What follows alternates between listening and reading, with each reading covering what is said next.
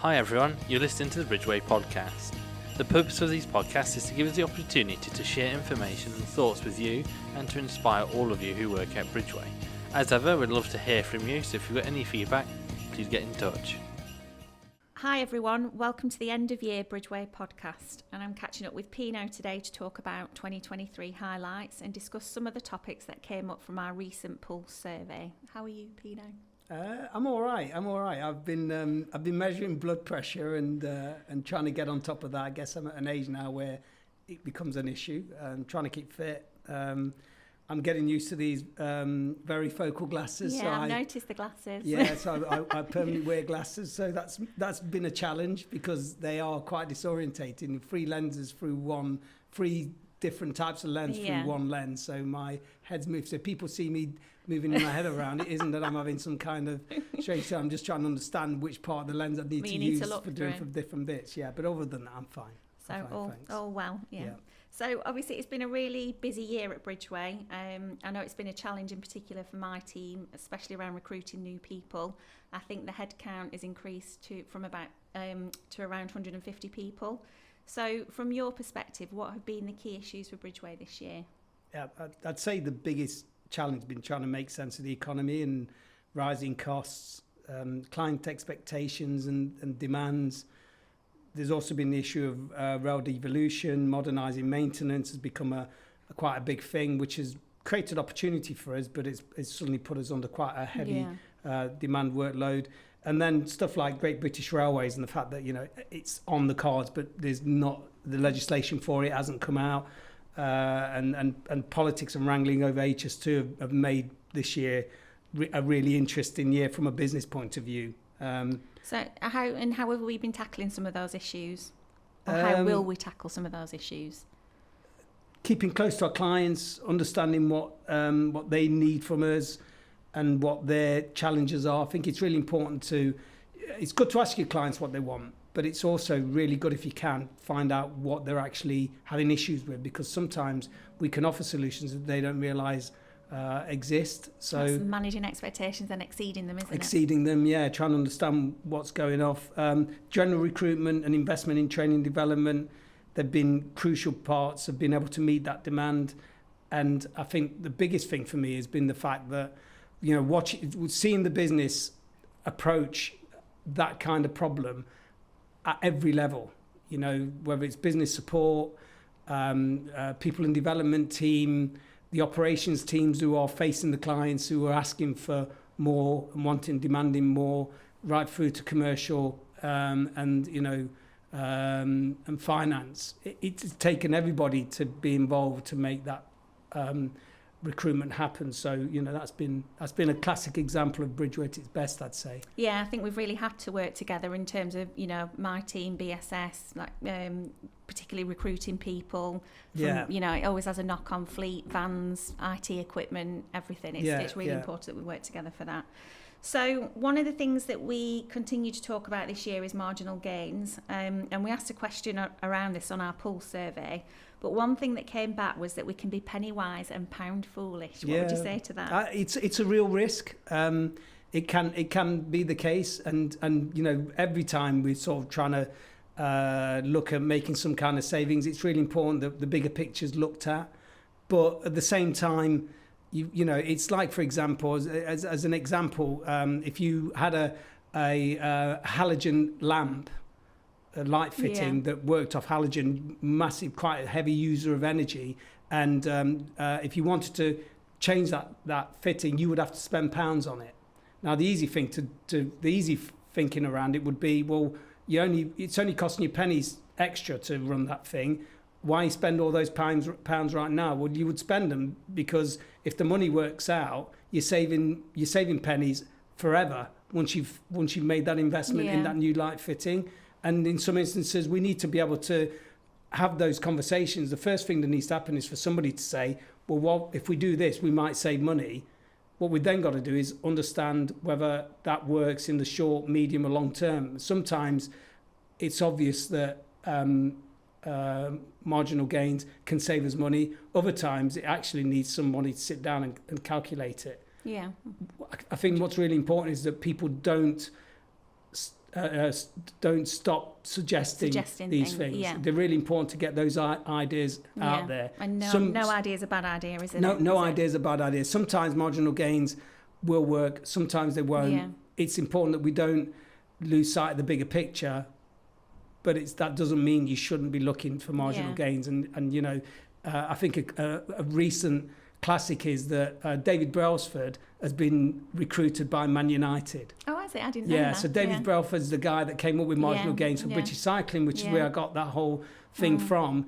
It's still relevant. You know, he's being brought in to get involved with trying to improve Man United. And it is the small things, isn't it? And his thing will be all about those small things. And some of them might seem irrelevant, and some might. Yeah. But that doesn't mean you don't at least talk about them. Talk about them first and then try. So what goes hand in hand with the marginal gains is our commercial close calls. And I think some people have seen, I think it's getting better, but they've seen it as a bit of a whistleblowing exercise or dobbing somebody in, that kind of thing. What would you say to that? Look, it's definitely not that. I mean, you know, the last one of the podcasts that was recently done involved Beth and Steve. Beth from commercial, Steve from assurance, and the whole point was to correlate and run the example that we have safety close calls and nobody has an issue with the fact that you would raise a close call if you thought that there was a risk of someone getting hurt. Yeah. And so, you know, why would you not do that for commercial waste? Yeah. For, you know, for a situation where there's a potential commercial issue that means we're going to lose money and we're going to undermine the business by losing value. People get really touchy about getting pulled around finances. We just need to not be, because it's all about protecting the business from a commercial perspective and making us more efficient, not wasting, and improving the business, you know, from a continuous improvement perspective wherever we can. Yeah. And I think someone in my team's done it, but they've actually close called themselves because they knew that, you know, it should have been done better, and it's made them look at the process. Yeah. So, you know you can do that. It's not always about somebody else, is it? It's just looking at what you do. Absolutely. And a commercial close call might be that we've tried to save some money in a marginal gain, but actually it's cost us pounds later down the line. We want people to tell us. You know, and we've got to be brave. You know, you can't always get things right all the time, but if at least we're having a conversation and someone's flagging up that there's a potential saving to be had, it's the right thing for us to do. And people shouldn't take it personally. You know, don't take it personally. Please don't. So what was clear from the survey is that we need to do more around our wellbeing initiatives to ensure that everyone's aware of them. We've got the Bridgeway Support Fund, the Safety Net Register, and this year we've trained even more of our wellbeing champions, which is something that we're committed to doing last year. I've had a recent meeting with our wellbeing champions, and one of the things that was raised was around the confidentiality of the Safety Net Register. I mean, the Safety Net Register's been around a while. Just talk to me a little bit about that and sort of where it started. Yeah, I've been involved. You know, we set the business up in 1995. I've been involved at the sharp end of operational working. I've been a senior PICOP. I've been an active on the ground engineer. I've had to deal with aspects of the business day in, day out. And as the business grew, you inevitably have situations where things are going wrong, incidents are happening, irregularities, accidents, and we would need to log those and deal with them. Yeah. We created the health and safety event logged hassle, which was managing that kind of event reasonably well, but there was a point where, and I guess the fundamental aspect of it is you've got the rule book. The railway rule book is pretty much built on a load of different safety events that have occurred over the years. Yeah. You can look at it, and some people sort of, they can be quite dour about why those rules exist. Things have gone wrong. Some of them have been really catastrophic. Some of them go back decades, even 100 years of rules existing because things have happened in the past. And it's been this case of whenever there's a safety incident, someone comes up with a new layer of rules. And and the rule books seem to just get layered up. And for me, it was that thing of, there's an aspect of, it's important to have clear and concise rules, and people need to understand them. The rules need to make sense. But then there's an issue that, there are times when people who perform well day in, day out, week in, week out, for years, suddenly find themselves in a situation where something's gone wrong. Yeah. And it was those kinds of events happening that just got me thinking, there must be more to this than just rules. Yeah. What is it that made that individual who performs really well so often suddenly not perform? Yeah. And it was at that stage that I've started looking at the human factor side of things and thinking there must be more to this issue than just rules. And I think it was 2007 when we created when it was first created, it was the safety net register was called the at-risk register, because that's what we felt we needed to capture. It was revolving more around collecting statistics around things that had happened. So it's almost like it was a lagging indicator, as is termed in the safety professional world. You're dealing with something that's already happened. Whereas now it's more, we've renamed it to safety net, but it's more proactive, isn't it? It's more proactive. Before anything happens. So that, so it was just that, it was that whole process about realising that, we are humans, and there are times when we are performing really well and we're well trained, and there are other times when, for example, someone might have money pressures, they might have health issues that might be personal. It could be that they've got loved ones that have got health issues. They could be worried about their jobs. They could be worried about pressure of work. They might have a new baby at home. Yeah. Lack of sleep. Yeah. All these things that can impact somebody's performance on a day-to-day basis. The issue was, let's actually have something that's proactive. Yeah. So, from a stress perspective, you're not always the first person to realise that you're stressed. Often your work colleagues will notice stuff probably before you do. So, it's not there as, the confidentiality of it is absolutely critical to the business. And we all, that's an important part of the way the safety net register works. But at the same time, we've all got a duty of care, and we need to look out for each other. And, if I was there, and I've been in the situation where I've not been myself, and I've had people within the leadership team talk to me about stuff like that. Yeah. And I welcome it. Yeah. It's important. I need that sense check. It's good to have people around me that are willing to have a chat, say, are you okay?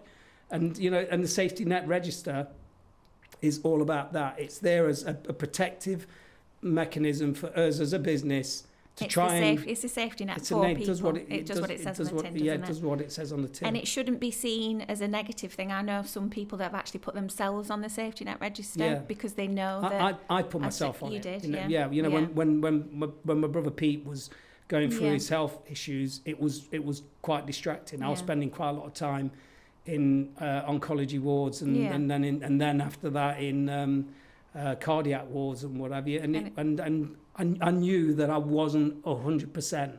Yeah. And the great thing about the safety net register is when we can understand what's happening, and if it is confidential, it only stays within people in development and line managers. Yeah. Quite really strictly, but it means that we can put supportive measures in place to help someone out. Yeah. So we obviously want people to feel comfortable raising any personal issues that they might have, particularly around mental well-being, which I think still has some stigma attached to it. And I think one of the things is that people are reluctant because they think it's going to impact their future career. So I don't want to tell anyone anything, I don't want to go on the safety net register. What's it going to mean to me in future? What would you say to those people? We're all human. We all have our ups and downs. And the one thing that's definitely the case is that suffering in silence doesn't normally help. Yeah. Sharing problems often with the right people, with people that you trust, can make a massive difference. As is the case that there are times when we can end up with a thing that's in our head, something's niggling away at us, and if we leave it unchecked, it will just grow and grow and grow. And there's this classic that whatever you pay attention to gets bigger. Yeah. And if people go to the gym and pay attention to to pumping iron, the muscles will grow. If people spend time running, or if they spend time trying to earn money by putting time in, it grows. Yeah. Same things with mental health. If you've got something that's on your mind and you're just constantly holding that thought, it will probably grow in your mind, and the risk is it becomes much bigger than it actually is. Yeah. But then at the same time, if something is really serious and it's affecting you, you know, we're here to help. Yeah. We don't want you to suffer on your own. You know, it's really normal for people to go through ups and downs. So, you know, we'd just say, look, share it. And I think you find when you confidential. talk to somebody, they do. You often find they've been through something similar. Yeah, just by sharing it often is the case. So we've done a lot this year to invest in our systems, particularly IT, and we've introduced the Bridgeway Help app, which is about improving our systems. Yeah. Amazing piece of software, in-house produced by a really, really dynamic team of guys. I love what it's brought to the business. It's given us access to be able to find out who the wellbeing champions are. You can report and use the tool for fleet information and making fleet reports, safety report, close calls, policies, company policies are on there, and it's got lots of plans to expand further. Commercial close calls are on the system too. So, you know, it's becoming a really strong underpinning tool for all our staff in the business. It's a great hub of information. It's really kind of one place for everything at Bridgeway. So great job. Tom's been great on that. Just Tom sat in the room. Quick shout quick shout out to Tom. It's great. So talking of improvements, you recently did a video recording for our new induction programme, which was a first, I think, for Bridgeway, wasn't it? How did you find it? It took me well out of my comfort zone. I'm not from a media generation. I'd say I'm the type of person that grew up with in the days when I was the remote control when I was a kid. I was the one that had to get up and go and turn the TV, switch channels, all three of them, ITV, BBC One, BBC Two and ITV. I never thought I'd be on the other side of a screen. It wasn't done in a single take. I found it. I must admit, I found the build up to it quite stressful. Yeah. Was it Amelia that suggested? So it was your daughter that suggested it. Suggestion when she was working here. And while I was her fault. While I was in that build up to it happening, it's a good job I didn't know that it was her, because I think I told you that afterwards. You did tell me after it was done, which made it palatable. It's all about timing, isn't it? And we've got plans to do more of those videos for each team. And you know what? I'd say the biggest thing for me is its impact. It wasn't about me wanting to get in front of the screen. I didn't find it that easy. Yeah. But what made me do it, and what's important to me is that it has a positive impact on the staff that join the company. I'm a real people person, and I would love to get to be able to greet every single person that joins the business. The flattering thing is that Bridgeway's probably too big for me to be able to do that. There was a time when that could happen. You know, it's testament to all the hard work by lots of people over many years that we are of a size where I can't personally greet everybody that comes on board. But if that video helps to get that message across, to make people understand what Bridgeway's about, then I'm glad I did it. And we're glad you did it. It's so it's obviously part of our revamp of the whole induction programme for our new starters, something that Kelly's been working on in my team. And we thought it just really sets the culture and the tone of the business right from the start, because it's something that we all talk about, but actually, you know, to hear it from you, you know, first day, that's why we've done it. So it's a really good piece of work. Thank you for organising. Kelly made it happen. And you know what? Kelly would not leave me alone on it. I tried really hard to dodge it, and I realised, Pino, you're gonna have to do this whether you like it or not. Yeah. So, and you know, and Tom was great with the technology and helping with putting it all together. Yeah. So it all, I mean, the podcast, the video stuff, all helps with our communication, getting our message out there. So it's really important, isn't it? It's a two-way thing. Obviously, listening's important as well. Yeah, for sure. I mean, look, you know, we don't get it right all the time. No. You know, we are, as I said earlier on, when it came to we were having the conversation about anxiety and stress and what have you, or people with mental health issues. You know, we're all human. Communication's really important. It's got to be 360 degree. It's got to be two-way. and to some extent, the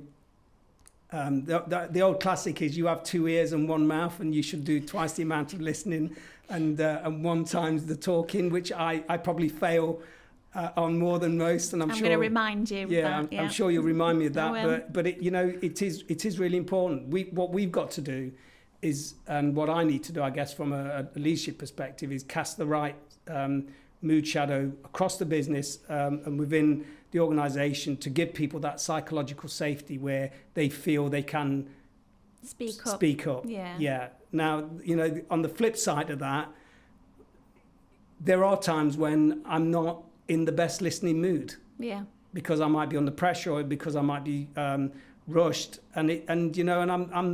I'd say right now, I won't always be perfect in reacting in the right way to some information hitting me or somebody asking for something. I think that's normal. I try really hard, and I'm reflective about stuff like that.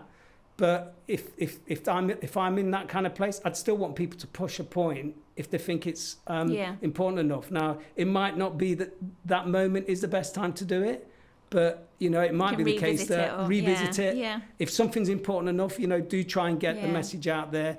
Be mindful that the person that you're talking to, are they in the best place at that moment in time to receive that? Are they reacting in a way that's you see as positive? Or it could just be that, they're not having a great day. I might come back a little bit later. And that's getting to know your colleagues, isn't it? Because when someone's having a good day or not a good day. Not. And that's the thing about comms. It's easy to talk about and say, we all need to listen well.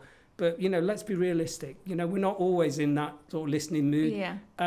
But we can get better at it by trying to be self-reflective, by trying to read someone else and thinking, actually, they don't come and speak to me about this kind of stuff very often. Yeah. It's probably important. But, communicate with us. We'll keep trying to improve. There's been a lot done with staff surveys, hasn't there? We've done staff surveys. The staff suggestions is on the Bridgeway Help app, and since it's been on there, we've seen those kind of really take off. There's been more and more of those, so obviously people need to keep doing that, and we obviously review those at board and implement those when we can. Great to see more people engaging in that kind of stuff, and it does make a difference. Yeah. We won't be able to give everybody everything that they want. But at least we'll try when we understand what's really important to them, and where we can't give or be the organisation that we want to be or people want us to be, we need to be able to explain it. And if we can't give a good answer, then the likelihood is we just got to get on with it and be better. Yeah. So looking ahead to 2024, what are we focusing on at Bridgeway, and what do you think our challenges are going to be? At higher level, the immediate challenges are going to be that whole transition, because we're getting to the end of a 5-year funding cycle, network rail funding cycle, which is CP6. CP7 starts in control period 7 starts in April 2024. It's the rail industry have secured the same amount of funding for CP6 for CP7 as they did in CP6. Which on face value is good, but actually, when you take inflation into account, it means that actually we've got to deliver more in effect for less, because inflation's eating into it. So that's going to generate some challenges. We'll have a general election next year. That creates more potential volatility in leadership within the rail industry, because it's a big political football. The railways, railways, education and health are massive elements of the UK economy and mean a lot to people. So they'll be part of a new election. So they all sound quite high level. So how, somebody that's working in stores, IT, out on track, what does that mean to me? Don't worry about it. Leave it to us. You carry on working safely. Please be diligent. Please maintain that collaborative approach with your colleagues. Get the most out of working at Bridgeway as you can, being safe, trying to exceed those expectations everywhere safely and sustainably, and where you can't, managing them, which is the whole communication piece. But otherwise, there's change is inevitable. There's always change. all the time in life, invariably. And what we need to try and do as a business is try and work out where things are going and what it means to us and how we react to them. So, if people are out there and they see a change in behaviour with clients or a change in behaviour with the people that they work with, be it outside the organisation with peer to peer with, say, contractors, tier ones or whatever, tell us about it. Yeah. But otherwise, you focus on your job. We're working hard. The leadership team work hard all the time to try and understand what's happening in the world and position Bridgeway in the best place it could be to provide that sustainability for the staff. And Bridgeway's been built on sort of spotting opportunity. You're an entrepreneur, and with change creates that opportunity. Change creates opportunity, and it's something that it's best embraced. Yeah. The stuff that we can't control, we've got to react to, and we're well respected in the marketplace. We've got some amazing people in the business who are working really hard. We just need to keep doing more of the same. Yeah. Just to drive that safety absolute important, then good governance, working well collaboratively, and not wasting money if we can help it. Yeah. So thanks so much for your time today. Have you got any final thoughts before we finish? I'm a big thank you to everybody that's worked really hard over the last 12 months. I can't believe how fast it's passed by. It seems like yesterday that we were doing one of these. I want to welcome all the new staff that have joined in the last year. Welcome to the business. We're really excited about the diversity you bring to the company and what ideas you might have. And at the same time, really excited about the fact that we've got a business with people that have worked in it since 1995 who have got their knowledge to share. So, a good mix. Great mix balance, of new talent in and talent that's been in the business with lots of solid knowledge. So, welcome to all those guys, and excited about integrating those people into the company. We will have people working over Christmas and New Year. So, for those that are working, thanks for giving up your time. The rail industry is critical to UK's economy, and the work that gets done at Christmas and New Year is obviously critical work that can only be done often in those periods. So thanks for those that are turning out. For those that have got Christmas off, have a well-deserved break. And be all and refreshed have a great, for 2024. Yeah, be refreshed for 2024 and have a great Christmas. Merry Christmas to you as well. Merry Christmas, Lisa.